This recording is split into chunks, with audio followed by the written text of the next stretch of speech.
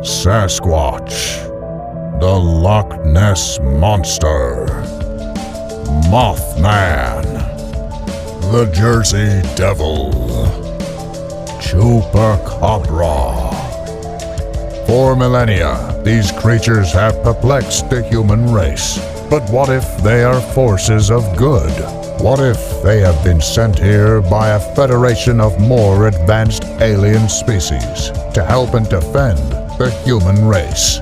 That's the premise of League of Cryptids, a new comic book by Grant Lankard, creator of the smash hits Beowulf and Memoirs of the Morbid.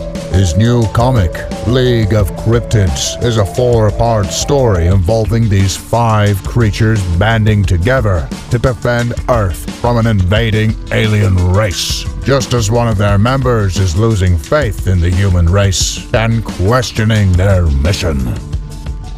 The epic tale begins in League of Cryptids 1.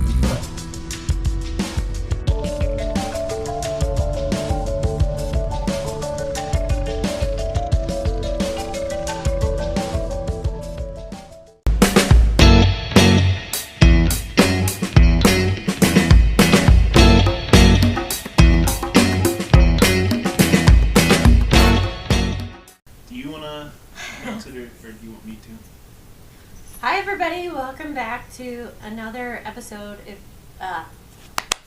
welcome back everybody to another episode of It's Like a Book Report but Fun. We got a whole bunch of Daniel Clowes books today. We're kind of celebrating the fact that he has a new book. For those of you who don't know, Daniel Clowes is one of the most respected comic book creators out there. And him having a new book is reason to celebrate, even though I don't know if Angie really liked this one. So if you don't know Daniel Clowes comic books, you will know Ghost Road. The movie with Steve Buscemi, Scarlett Johansson, and I'm forgetting the other actresses. Thora Birch, sorry. So, would you like to go first? So you want to talk? Okay. Let's do Monica first. So we'll talk about Monica. Do you want to go like chapter by chapter? I don't know if we need to do that. I mean, if you want to do that, that's fine. But so Monica is a very strange comic book. It deals with a young lady who was abandoned by her mother at an early age.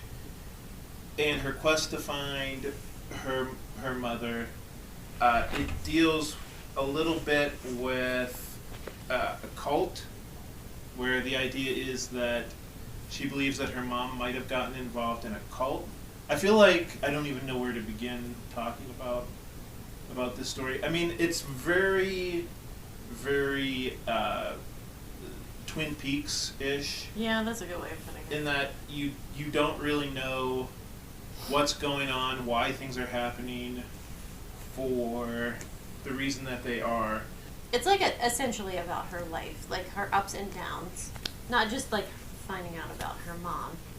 And I pretty much enjoyed it all the way up until the end. To give you all a little like backstory, this is very relatable, and I felt like the ending was. It kind of felt like... It felt like somebody pulled the rug out. Yeah, I would say it was kind of like it kind of felt like he didn't know what to do with the ending, and he was just like, I'm going to throw this crazy shit at the end. Because I felt like it was doing a pretty good job of explaining somebody with trauma, trying to figure out their life, trying to, like, get settled. That cat is eyeing up that camera. Yeah. No. So I was a little kind of like thrown by the ending because I felt like he had a really good grasp on somebody dealing with like abandonment issues and trauma. And then it was just like, blah. It just felt like this relatively well-grounded comic book, just like he tacked on kind of a science fiction-y or fantasy type ending. I wouldn't even say that. I would say I would call it a horror ending. Okay. because like it was very much like slice of life. Like people get lost, people have trauma, you deal with like different things throughout your life as you get older. Like it's pretty much this woman's life all the way up until she's elderly. Right. And it's very normal, I would say. I don't know. I would say that there were some fairly weird things But that happened. not, you know, like, yes, people fall into cults, you know, and they get out of them. That actually happens in real life. But yeah, the ending felt like a horror ending tacked on at the end. Like we said, you had a very strong visceral reaction. Like, where you said, like, you almost wanted to throw the book when you read the ending. Yeah, it just felt like a betrayal. So, I would argue that in order for you to be that mad, you must have enjoyed, like, everything else that came up before that. So, do you want to talk maybe about some of the things that you liked about the comic book? Well, yeah, I mean, it... yes. I liked the progression of her life story. And I liked that it did feel like he understood, like, people who have, like, abandonment issues and, like, how that affects them through their entire life. Even when you're older. I mean, I don't know if he has experience with that or not, but... It certainly felt like it. It certainly felt like he understood women who have abandonment issues, like if their moms abandon them. Because that's a very, really personal thing. I mean, the art's beautiful. It was just really interesting. Like I said, I really, really, really liked it until the very end. Then I felt like I got slapped in the face. So, I don't know. I mean, I enjoyed the fact just that it wasn't like necessarily like a linear story. It really felt almost like a series of episodes of like a TV show. Yeah. Where they just it kind of like he tells like a brief story about one point in this woman's life, and then it moves on. So one of my favorite stories was this one part that takes place while she's in college. Her grandfather dies, and like we said, her mom abandoned her. So her grandparents basically helped raise her, or basically raised her, really, Right, when you get right. right down to it. And so her grandfather dies, and she leaves college to come home and take care of him. And her grandfather, when she notices that when she tunes this radio to a certain like frequency, she can hear her grandfather speaking to her. Right. And the thing that I felt set this apart from like a lot of other stories was I felt like there was going to be some type of closure to Right. this part. Again, we're going to try not to get into spoilers, but the story doesn't end with her moving on with her life. It kind of ends with her feeling like, oh, you know, I miss my grandfather and I'm always just going to miss him. Yeah, I think he did a really good job of illustrating grief, because grief doesn't really have an ending. It just kind of like changes shape and it fades in and out, and like it can be triggered by different things. So I thought he did a really good job with that. It certainly wasn't boring. I'll give you that. Like, whether you like it or not, it's gonna stick with you. I mean, I had a lot of the same issues that Angie did, where there were parts that I was scratching my head with. I don't know if I could be like a more traditional book reviewer, where, you know, you have to give a book a score on a scale of 1 to 10, because I don't think I could give a book like this a number on a scale of 1 to 10, because I mean, there were a lot of things I liked about it. There were a lot of things I didn't like about it, and quite frankly, there were a lot of things that I was very confused about. Yeah, I don't think that you can really score this in terms of like stars or whatever. I would say if you like Daniel Clowes, if you like Twin Peaks, if you like being confused, if you feel like you don't need things laid out for you, give it a read. Regardless of whether you like it or not, it's gonna stick with you, for sure. Yeah. And do you want to move on to some of the Yeah. other books that we read? So we actually read quite a few other Daniel Clowes This is books. also the cover of Monica. So that's something that something we should say about Monica. Like, here, can I see Yes. it? This is like a solid book. Like, Yeah. the paper is really thick. Like, the cardboard that they used on the cover and the back cover is like, Yeah. it's a fun book to read. It's if you're, rather large, too. This isn't like a small, average size. I guess, I mean, that's what being the quote-unquote greatest living cartoonist gives you or whatever. Yeah. But, I would say if I was going to pick one that I really, really liked, I mean, everybody likes Ghost World, but I really liked Mr. Wonderful. so Mr. Wonderful is cute. It's about an older divorced man meeting a woman who maybe has like a few emotional problems for a blind date, and this felt like a little bit less cynical. Maybe he wasn't trying to provoke the audience as much. Well, what I liked about it is I think it really illustrated just dating in general, but dating when you're older, like when you're younger and, excuse the expression, full of piss and vinegar, it like doesn't matter, but like when you're older and dating,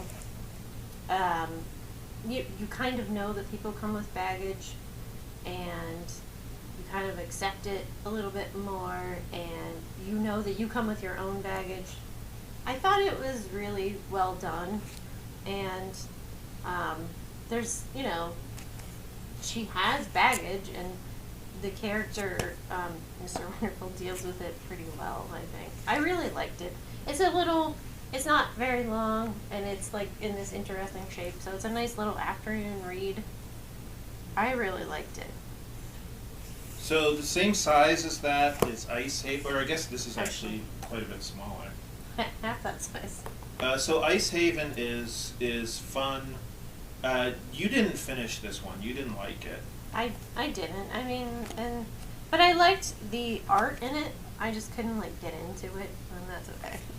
It's following basically the citizens of this little town, Ice Haven, around. There's one guy who's a poet, who's very self-important. Yeah. And then he discovers that his neighbor is actually a much better poet than he is, and him dealing with the jealousy of that. There's a child who gets kidnapped, but it's also a question of whether or not he does get kidnapped or whether he just kind of wanders away. Right. I don't know. It's hard for me to explain what this book is about because it's kind of non-linear. But, Yeah. It's definitely, it's kind of like if you took a snapshot of everybody in your neighborhood. So, I was going to say, I think you're just going to have to read it, but you didn't enjoy this, so maybe we shouldn't recommend it.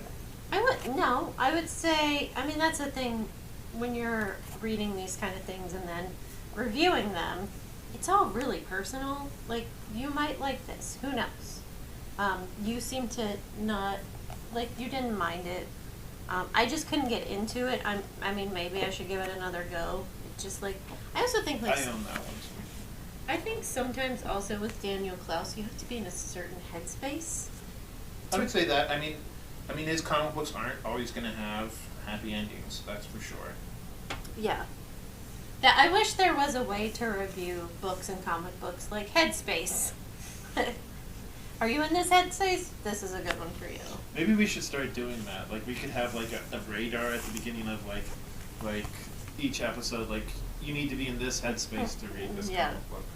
I mean, this one, Ghost World, is pretty well known. If you don't know. This is a million seller. Yeah. And if you've only seen the movie, you're going to be like, because the movie is a movie, right? This is, the color palette is, like, only 2 colors. Interesting colors, too. And, you know, it's, I mean, you definitely see the influences from from page to screen. But I mean, I've always enjoyed it, so, you know. Yeah, so, I mean, this is how I first got into Daniel Clowes, is I really loved the movie. Everybody who knows me knows that I love this movie. But one of the things, if you've only seen the movie, that you'll be surprised by is that Steve Buscemi's character has an extremely small part in the comic book. Right. The comic book mostly focuses on Thor, whoever, like Enid, and what's Scarlett Johansson's character's name? Oh, God. Bad people who don't remember. Yeah. We'll insert it. But yeah, like, if you've only seen the movie, it's a tad different. I mean, there are similarities, and I can understand why, when they created the movie, they got Steve Buscemi. Of course, he wanted, like, celebrate it, like, because Steve Buscemi is the best. Yes. So this is just an annotated version of Ghost World. I'm not gonna lie to you, I didn't like finish reading it. Well, this is the Daniel Clowes reader, so Yeah. if you are a big Daniel Clowes fan, this is for you. Yeah, I don't know if I would recommend that unless, like Angie said, you're just like the biggest. Because this is for the hardcore fans. Yeah, this is definitely for the hardcore fans. So you didn't read The Death Ray, did you? I did not, but it looks interesting and fun. So this is one of the things that is interesting about Daniel Clowes. Everybody thinks that he's this giant comic book snob, but like he said, like in interviews and stuff, he loves Jack Kirby. He loves Spider-Man comic books. And so Death Ray is kind of interesting because it's a superhero comic book, and it's kind of like what would happen if like a superhero existed like in real life. Right. There was one part that I thought was really interesting. His father leaves him this death ray in his will, and it's a gun that when you shoot somebody with it, they immediately disappear. And one of the kid's uncles is complaining about like, oh, my ex-girlfriend, she has this new boyfriend who like hits her and like beats her and stuff. And like, so they they take the death ray and they shoot the guy with this death ray, and the next day they tell this guy about it, and he's like so happy about it, and they start like looking at each other like, okay, well, did this guy that we shot with the death ray actually beat his girlfriend? Or did our uncle just tell us that because he wanted us to go shoot him with the death? So, I mean, I think that that's one of the things about superhero comics that, we don't really think about is, if you're going to be a superhero, you're making these choices, and who knows if these choices are always right or wrong. Right. I think that reminds me, like, I can't watch the show, but The Boys. Yeah. And Invincible, right? Invincible, yeah. Invincible. Because, like, yeah, if there were superheroes in real life who had super speed or, like, X-ray vision or whatever, yeah, I mean, in comic books it sounds fantastic, but, like, in real life, might not be so fantastic. Right. So, I mean, I'm definitely going to have to read that, because, I mean, for one, it's not that long, and I could probably finish it in like an hour. Yeah, you might have to take it out of the library again, because I think all these books are overdue. Well, it's funny, because, like, Grant actually took Monica out of the library, had to return it, because somebody was waiting for it. That somebody was me. I was, like, the next person on the list, so we somehow, that happens sometimes when we go to the library. Our things overlap. Right. So, let us know down in the comments if there are any other Daniel Clowes books that you would like for us to cover. Let us know if there are any other creators that you would like for us to do, like more of a spotlight on, like this. And let us know if you would like us to do more of an in-depth discussion of any of these books that we talked about today. Yes. And share, like, and subscribe. All right. See you next time. Bye. See you next time, everybody. Bye.